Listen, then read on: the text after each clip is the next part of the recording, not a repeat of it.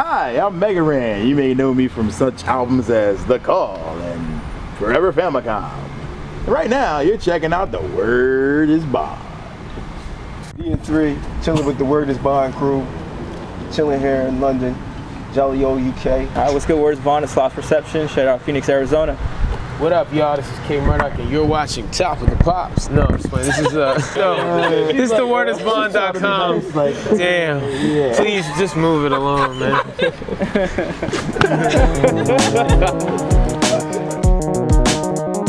I've been performing for years, filling shows like a smooth crook. So one day my man's like, dude, look. We did 2 shows in Manchester. Came out of there with a great deal of respect for the UK. Just mainly as a musical town, Manchester seems to be really dope. They really enjoyed us. We had a great time. They gave me a new nickname, Megaran Chester. Like, I really had a lot of fun out there. And then we come to London and have gotten just as much love, you know, and it's been a really great experience so far, man. Most of the time you do a convention, it's in a convention center. And so they're spread out, there's rooms everywhere, and there's no way to really get everybody concentrated in one area for one event. But here it was small enough where I could, you know, start rapping or freestyling, and people that were doing something else could hear me and want to come over. So I liked it. I had a lot of fun so far. We got to do it again tomorrow, so I'm looking forward to it. When it gets so hot, thank God for co-op. Aliens, armed troopers, the robots. I know not what I would do without y'all. You always hear about how most Europeans are more like keen on their music.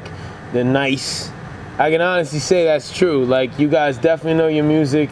You not only know your music, like the place we stayed in Manchester, to my surprise and delight, had like anime and manga shops and like the things that I'm into, like hardcore, to the point I'm like, I'm not gonna say I'm contemplating a move, because my girlfriend might have an issue with that, but I could see myself living over here, you know, except for the fact that the dollar stinks, you know what I mean? Like, other than that, everything else has been great, but I guess that would be the one drawback. I pretty much came in the game with DN3, and I feel like I probably wouldn't be here if it weren't for them kind of reaching out. And so that's a huge part of the whole random story, is through our time with Rom Nation and then going through some other things. My first album was completely executive produced by DN3, who's a hell of a producer as well as a mix engineer. So then that led to later on working with K-Murdock and then Lost Perception, last but not least. So I'm thankful and blessed to have a great team around me, you know what I mean? It's funny that, you know, we're all out here, you know, basically to take in the experience. But I think we went to, where did we go? When we checked in Manchester, they were like, who's the group leader? And I'm like, who's the tour manager? I was like, no, I feel like that stuff is done by committee on at this level. And I mean, it's always good to have good, strong people around you. Actually, I moved out to, I was living in Phoenix with Van, moved hopefully to Phoenix was random here. But right now I'm actually in San Francisco. You know, I've been actually doing my DJ thing, and I'm also working on some, you know, projects, few of my projects for myself. You know, I'll definitely be working with future projects with these brothers right here. That you're, you know, definitely here in the future for that. But I've been thankful for actually being on this trip too. Definitely, I had a great time out here, and I appreciate the love, and you know. Mine and Rand's story is I was already in Phoenix when he moved out there, and we kind of just linked up through the scene. And so, you know, we just talked about doing our Black Interior record, and so, you know, that popped off, and yeah. And so with the Kickstarter and everything, you know, him and K-Murdock were, you know, kind enough to bring me and DN3 along. And being that, you know, I kind of look up to, actually I do look up to these two, and so to be here with them, you know, kind of soaking in, you know, knowledge from them, experiencing, you know, Europe, and just fans. I mean, I've never received any kind of response in the States like I have here, and it's amazing. Like, most of the people that know, I mean, my music at least back home are other artists, so so just for someone to be like random, no pun intended, to say like, hey man, you know, your music inspires me to, you know, get through my week, it's amazing. So But I mean, I'm gonna continue to work with Ran, K, and DN3. We still hold on. Started with the roots, then we take it to the trunk. Branch from jazz to punk rock. I've had the fortune of doing 3 Kickstarters now, and they've all been thankfully funded. The first one was very interesting because I learned a lot, because I was kind of starting off at that point with my other group, Panacea, being independent against something I wasn't used to doing, because we had deals for like the last 3 years prior to that. So I was very nervous. A friend of mine talked me into it. Shout out to Jeremy.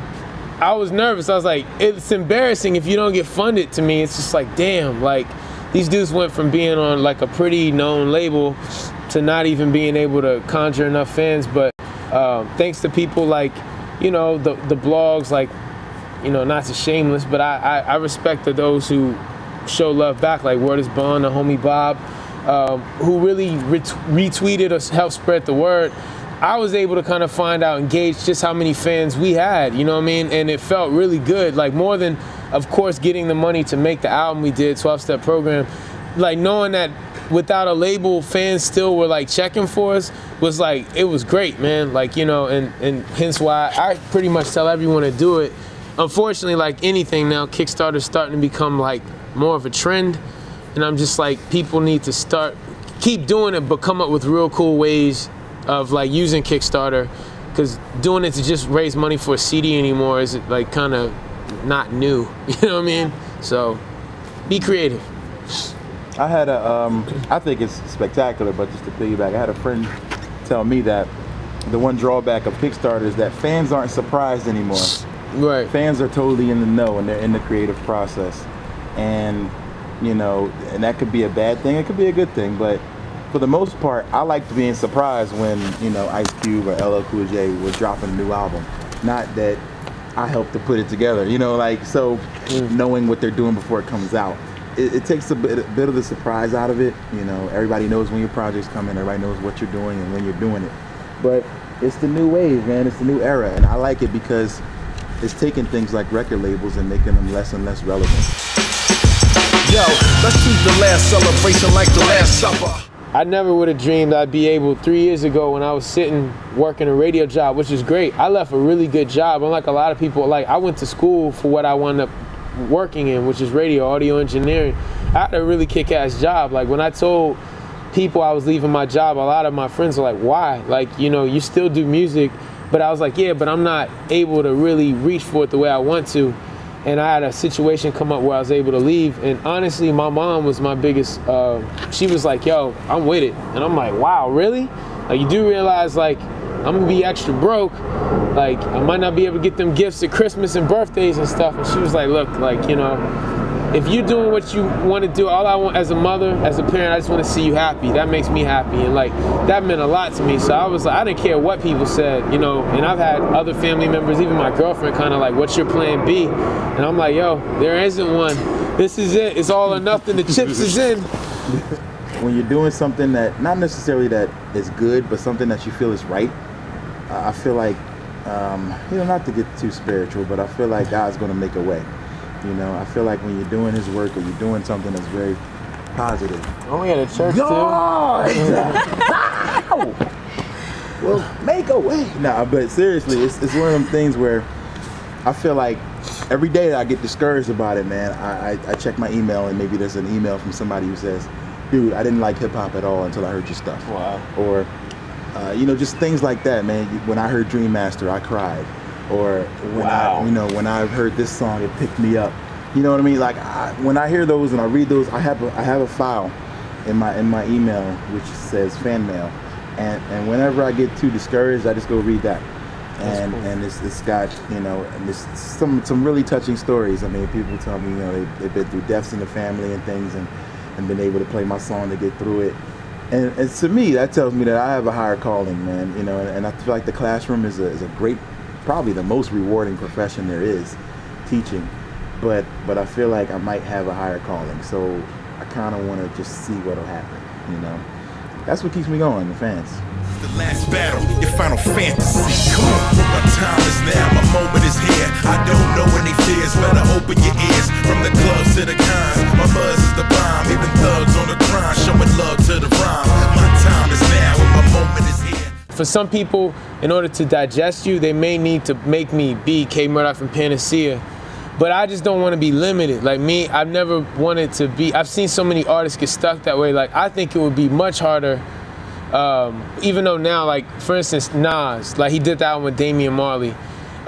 Who's to say he didn't want to do that earlier in his career, but he was Nasty Nas, like Queensbridge, Illmatic kind of dude for so many years. I think had Nas done that maybe as his third album, the fans would have been like, what the hell? But now it's really cool to see him branch out and be an artist, like a hip hop artist with the emphasis on artist. And I'm the same way with producer. I don't want to say, no, don't get me wrong, I'm not going out saying I'm producing like pop music or rap music, but I feel like I could. Like on my wish list, I have people like, I mean, I keep it real. I want to do a track for like Justin Timberlake. I think he's a hell of a great artist. You know, not so much an actor, but you know, he's funny like when he's on SNL. But anyway, like getting off point. I want to be able to produce for any and everybody. Like, you know, which is really cool to see cats like Jack White, you know, from the White Stripes. He's doing this stuff with like Black Milk and hip hop artists. Like that shit is dope to me. Whereas a lot of his fans are probably like, oh my God, like. They don't want to touch rap with a 10-foot pole for whatever reason. It's like still such a stigma, unfortunately, because of what radio and TV depict of what hip hop is, and has like a real negative connotation. But for me, it's more just because I don't want to get boxed in. I don't want to limit myself. Like you're always taught that, you know, sky's the limit. You know what I mean? As far as I know, sky looks pretty limitless to me. So I want to treat my music the same way. I want to push it out all I can. I'm not saying everything I do will be that great. But, you know, I try, you know, and luckily my fans are stuck with me, you know. So soul, hip hop, jazz, I'm always coming up with concepts. So that's another reason I just don't want to be boxed in, because I don't want you to get used to one thing. I just like being able to do a lot of different things. So music producers are a little bit more broad and sums me up better, you know. I just been really blessed, man, like to be able to work with so many talented people. Like, everybody says, man, my crew is nice, son. But your crew ain't, nah, you ain't seeing you guys. Like, seriously, like, nah. Like, nah. It's not happening. Like, seriously, everybody's like, yeah, my crew nice, son. I mean, nah. We can have a beat off any day. Pause. Whoa. I don't think they use that too much in the UK. Yeah. You guys pause. But anyway, just extremely, you know, humble and gracious and thankful for this opportunity to sit with you guys. I mean, gosh, putting, you know, like you said, names to emails and faces and all that is just a beautiful thing, you know. Right. So people like, they prefer to hide behind their keyboards and There's and a lot fun. of internet thugs. But you guys, man, came out, showed love. Like I said, I don't know how many people have said, man, I'll be at the show, and live 2 blocks away and don't make it. So I get it next time. people telling me they drove 10 through the years. streets of London to make it to a show, man. I'm just like, wow. Yeah. Extremely thankful. So keep up the extremely great work, and hey, we'll keep doing our part. Word. The last shout out I'll send is just like how Ran and DN3 basically, you know, they got here because of their work on one another. I'd obviously be remiss because most of the people who may know me through Panacea. So first of all, let me say, me and Raw Poetic are very cool. I actually see him more than ever now because I contract at the same job he works at. And it's because of his job that he isn't out here right now. But he's promised me that in 2012, you'll see more Panacea, which my goal is to do more Panacea, Megaran, and hopefully the whole crew will get to come out, you know, and explore the world together. But I wouldn't be here without Raw Poetic, man. You know what I mean? I've been very fortunate to work with 2 amazing MCs, both from Philly, ironically, both from the same part of Philly, so it must be something in the water over there in Germantown. But yeah, so shout out to Raw Poetic. Shout out Phillies. to Damu, who's like my brother too. So anyway, I could go on and on, man, but y'all already know shit is getting lengthy, so you know. Peace. All right.